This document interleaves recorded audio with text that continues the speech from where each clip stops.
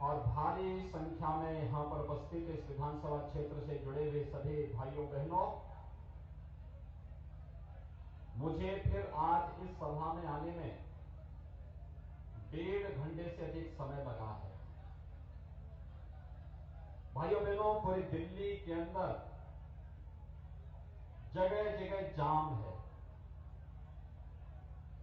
मैं जैसे ही यहां आना चाहता था, साइन बाग का जाम अलग, निजामुद्दीन का धरना अलग, और पूरी दिल्ली की व्यवस्था को जाम करने में जिन लोगों ने वहां पर जाम करके पूरी व्यवस्था को अस्त व्यस्त कर रहे हैं, वे लोग आज संविधान की दुहाई दे रहे हैं। और इसलिए मैं चाहते हुए भी 12 बजे आपके इस कार्यक्रम में यहां पर उपस्थित नहीं हो पाया। लेकिन भाइयों बहनों, चिंता करने की कोई आवश्यकता नहीं।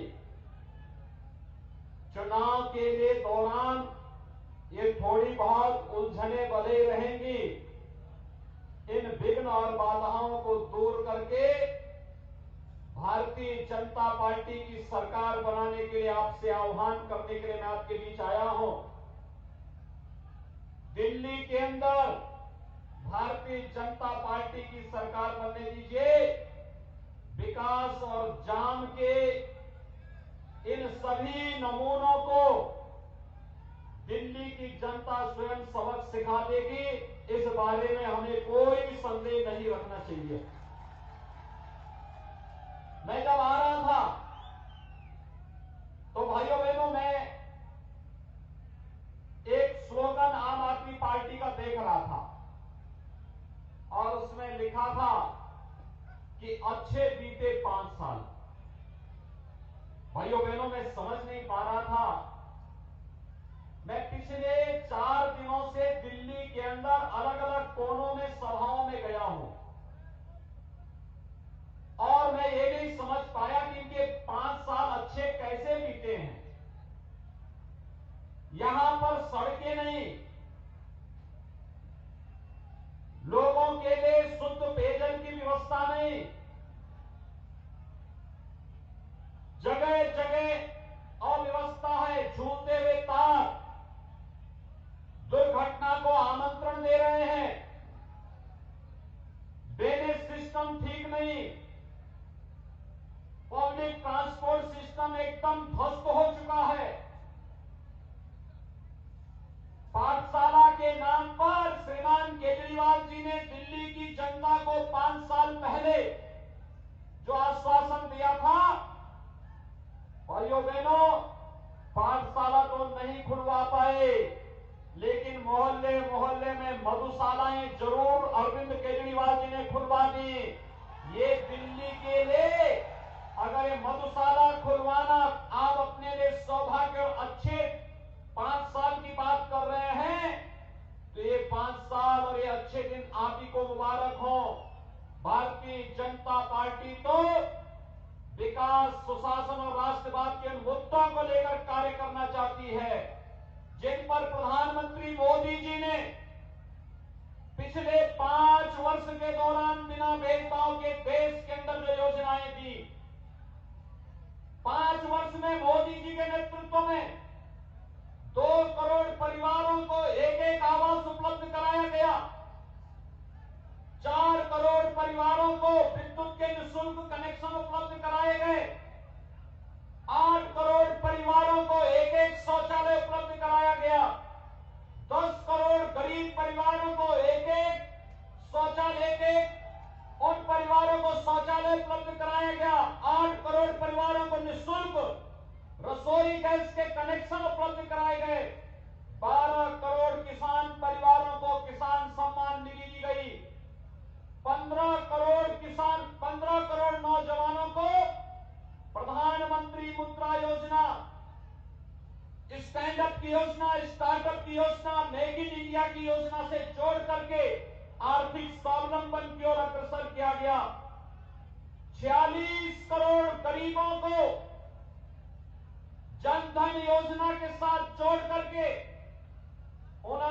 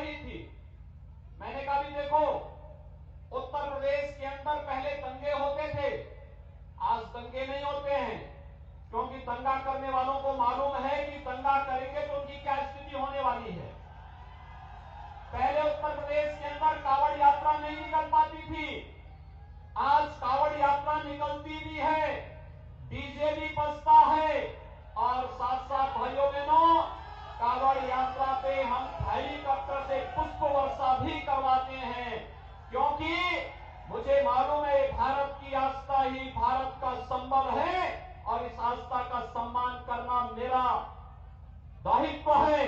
अपने उस दायित्व का निर्वहन करने के लिए जब हमें कार्य करते हैं तो दिल्ली में श्रीमान केजरीवाल जी को परेशानी होने लगती है।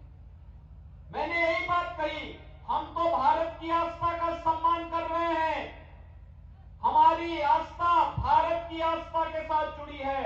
हमारी सहानुभूति इस देश के गरीबों के साथ, इस देश के नौजवानों के साथ, देश की महिलाओं के साथ, समाज के प्रत्येक तबके के साथ बिना भेदभाव के है।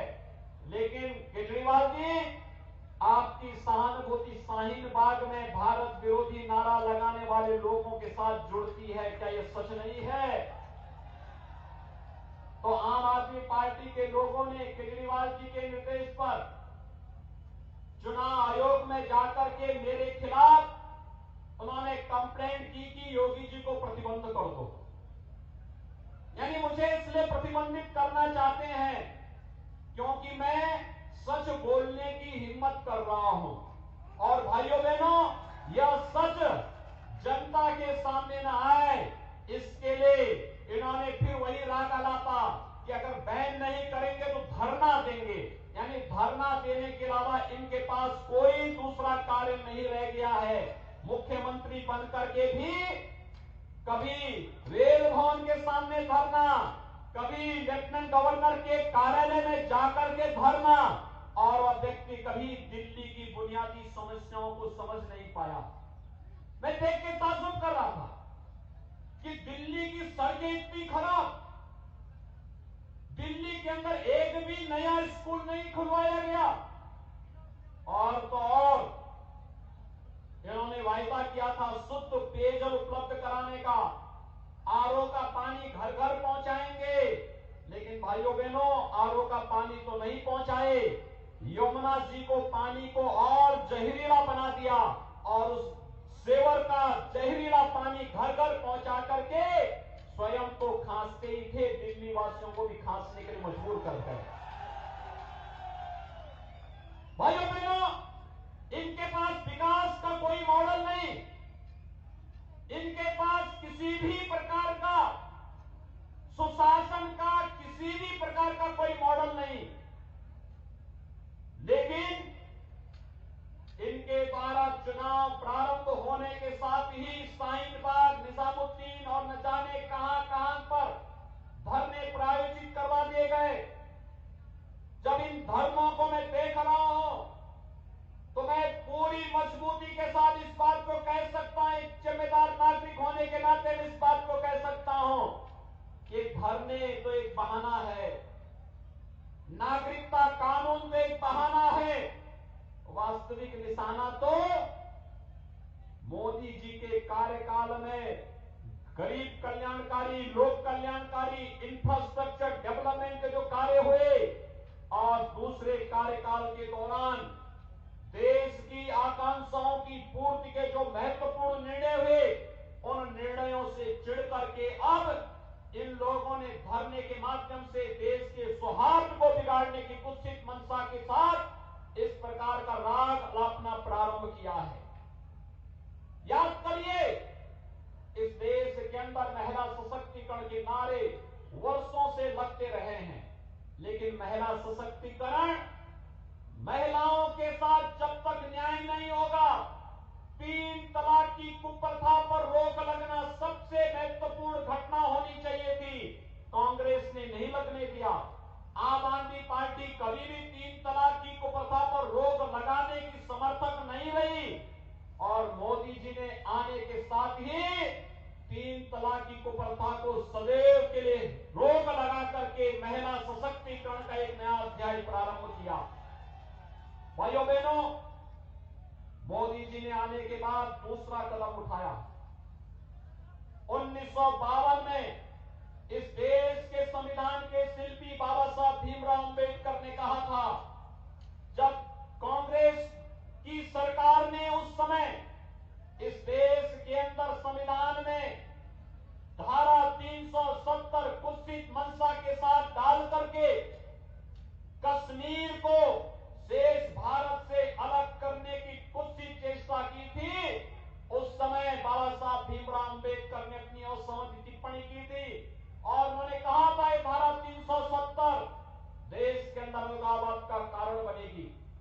भाइयों बहनों, 1952 से लेकर के 2019 तक कोई सरकार हिम्मत नहीं कर पाई।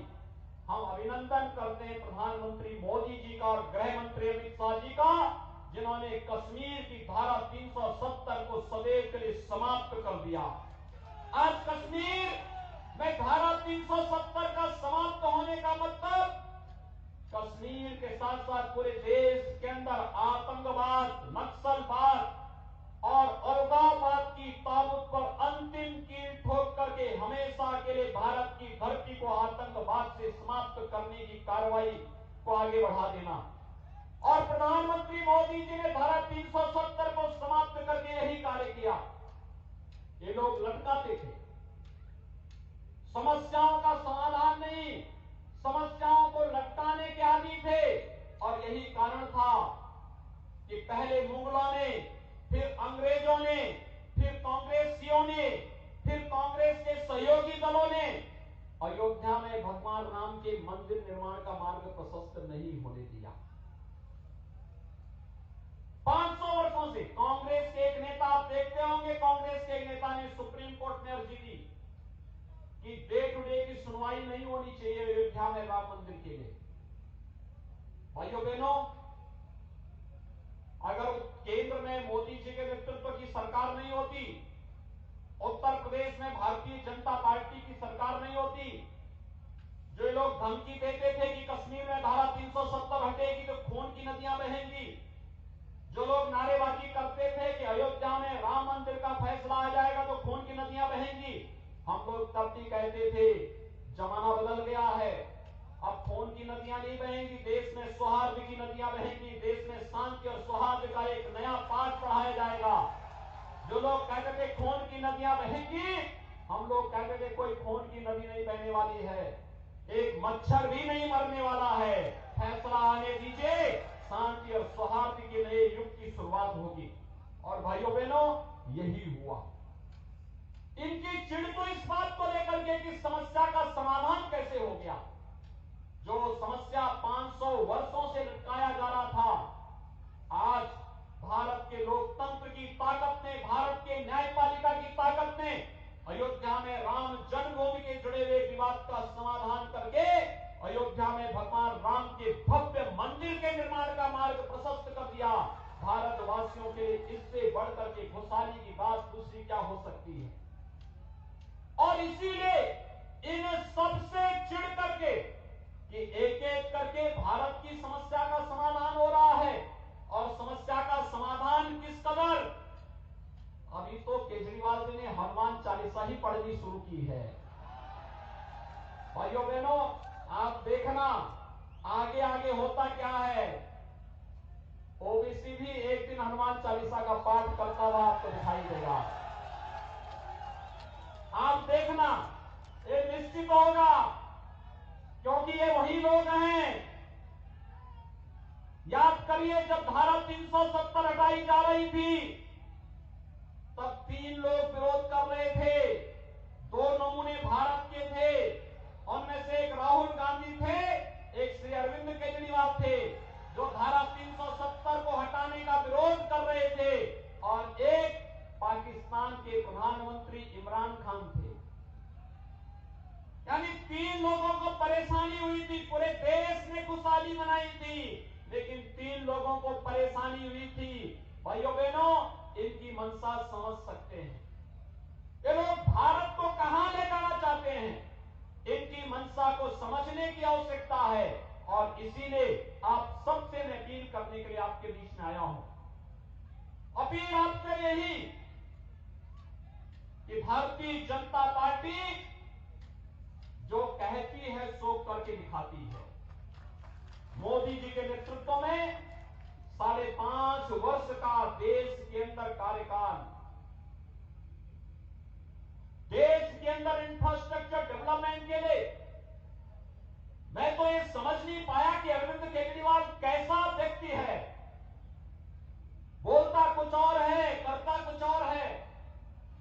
उन्हें विकास से मतलब नहीं, गरीब जनता से मतलब नहीं, दिल्ली की जनता के प्रति उनके मन में कोई सहानुभूति नहीं, दिल्ली अंदर जो अस्त व्यस्त व्यवस्था पड़ी हुई है, इनके बारे में उनके मन में एक भी कहीं सहानुभूति नहीं।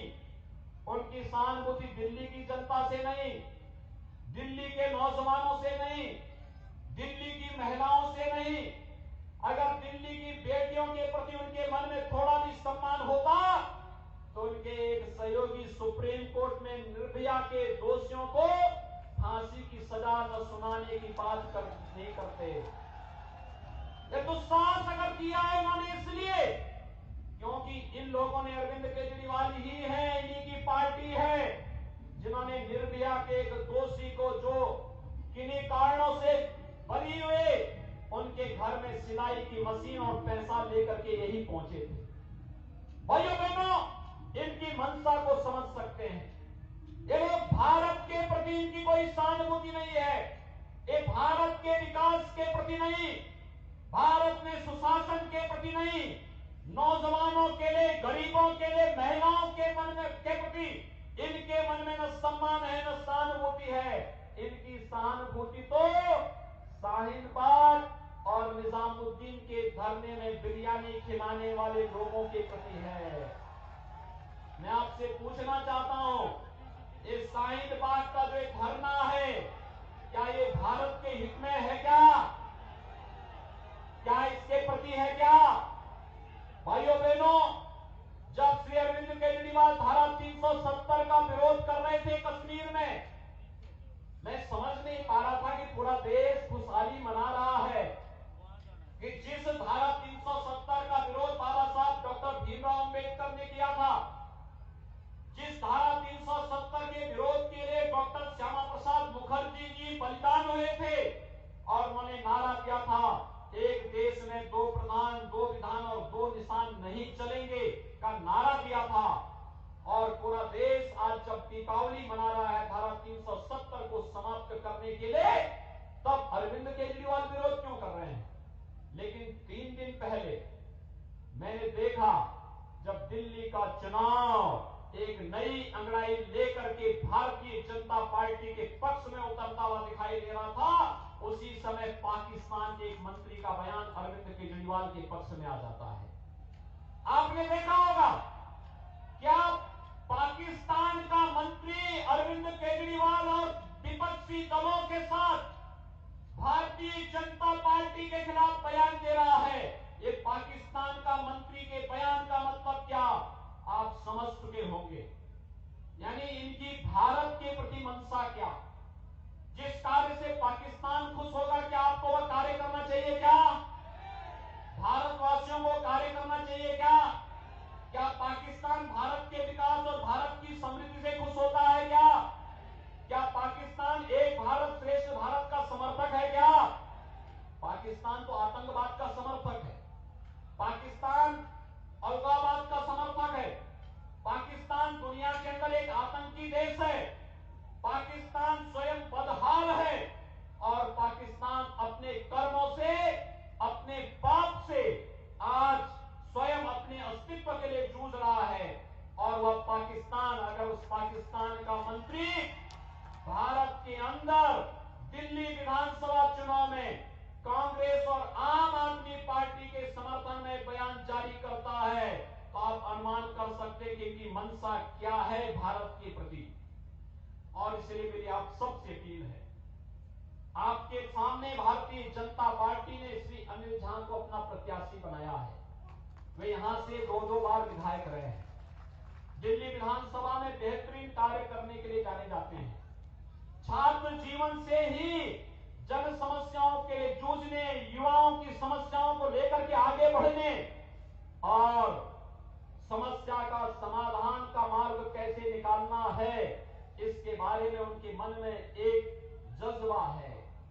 केंद्र में मोदी जी के नेतृत्व की सरकार और दिल्ली में भी भारतीय जनता पार्टी की सरकार होगी, तो भाइयों बहनों, पब्लिक ट्रांसपोर्ट सिस्टम जो आज केजरीवाल जी के जमाने में बम तोड़ रहा है, ये पब्लिक ट्रांसपोर्ट सिस्टम मेट्रो के साथ जोड़ने और आधुनिक रूप से इलेक्ट्रिक बसेज की सुविधा दिल्ली के नागरिकों को उपलब्ध हो सके, यह आज की आवश्यकता है।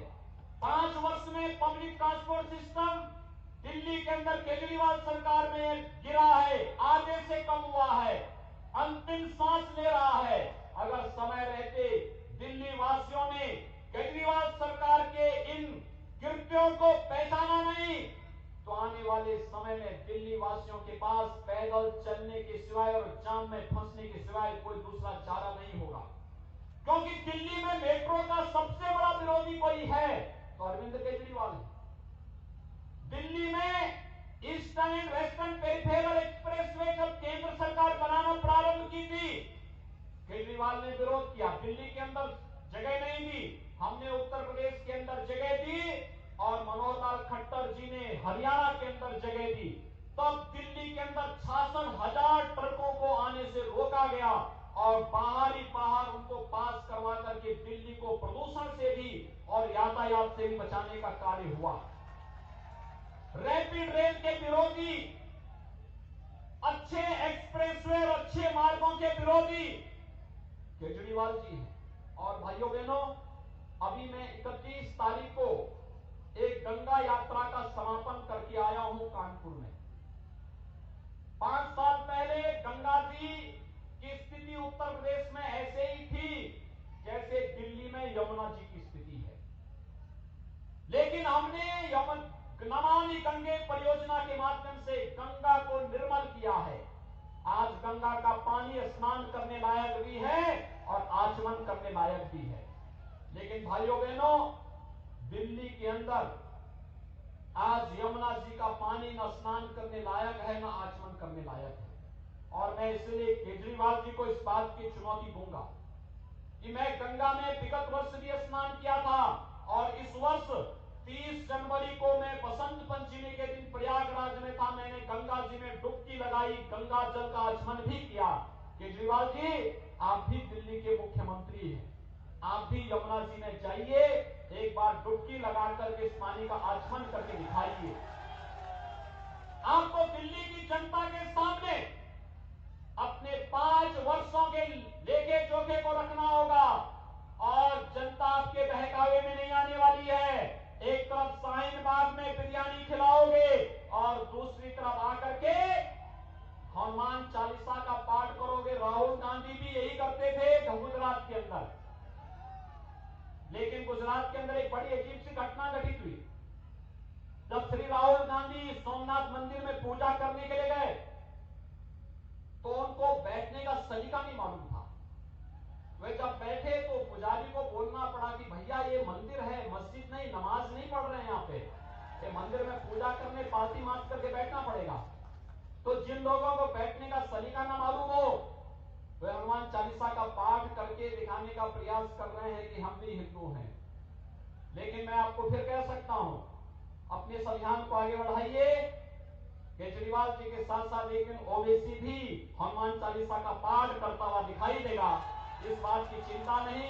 आप सबसे मेरी अपील है, 8 फरवरी को होने वाले चुनाव में इतनी भारी संख्या में आप सब यहां पर उपस्थित हैं।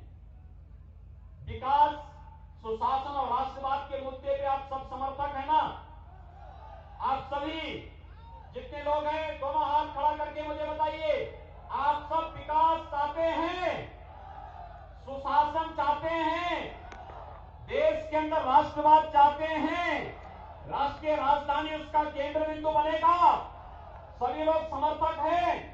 तो सभी से मेरी अपील होगी कि आप जितने मतदाता हैं 10-10 नए मतदाताओं को अपने साथ जोड़ करके 8 फरवरी को कमल चुनाव चिन्ह के साथ श्री अनिल झा जी के पक्ष में मतदान करने के लिए जाएंगे।